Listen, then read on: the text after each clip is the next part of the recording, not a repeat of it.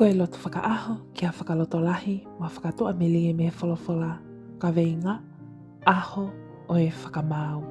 Potu wholofola whakahawahe wa taha vesi ua whitu pea i kai au pito hū ki ai ha momo i mea o ku tae tāu pe o ku whai whakalielia pe o ku loi ngata pe i a teki nau tolu kua tohi i he tohi o e mo ui ai lami e meni.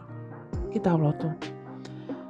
Mo oni pe lea ai punake koe aho e tangi, koe aho o e tuwha totongi. Kau tae tui, te nau mau ai totongi kovi, hau ai hosi te, ha ele mai moi eiki. Kau mā oni oni pe, te nau mau ai pale o e mo ui. Eiki sisu, o ko lea whakataha moi kai haa akau, eiki, ka ke ka hoko ki ho pule anga, manatu au koe anghala. Whakaamuia e ku mo ui he aho ko eni, ke u amo leo te lia ai aho o e whakamau. Pea ke u whakapapaui, kua osi tohi hoku hingoa, i he tohi o e mo ui ai lami. I ho hua whape sisu kalaisi, ko koe aho ku whakamo ui. E meni. Whakamalat ke te koe, o ku ke kau mai ke talotu hufia he hauani. O tau whawhitai ki he eiki, ko e ne tauhi mo e tataki e tau whanonga, iyo o ku tau ope mo koe sisu, he potu kotoa pe.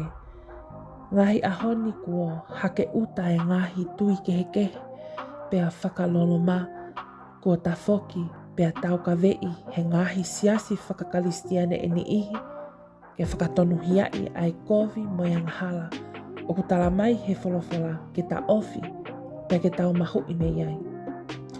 Kau ngā tau pe mo koe sisu, o ku whakatokanga ai wholofola o e aho ko e ni, kua wawe ai hoko mai ai eiki, ke whakamau ai mamani ko e ni.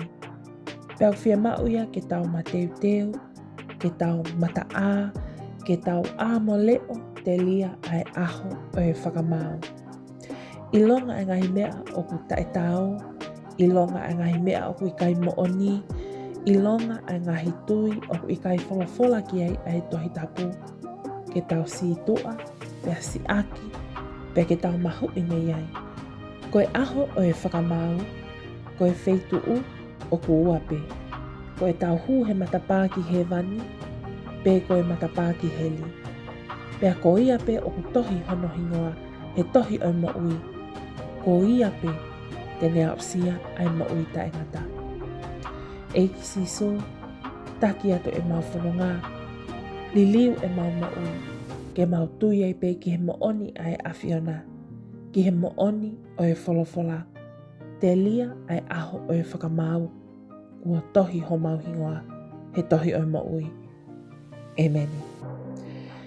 Thank you to you all who have joined and subscribed to this channel. If you're new here, welcome. Don't forget to subscribe. That way you're kept up to date on daily prayers of hope and encouragement from the Bible.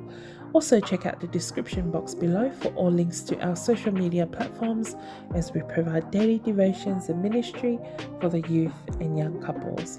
Thank you and God bless.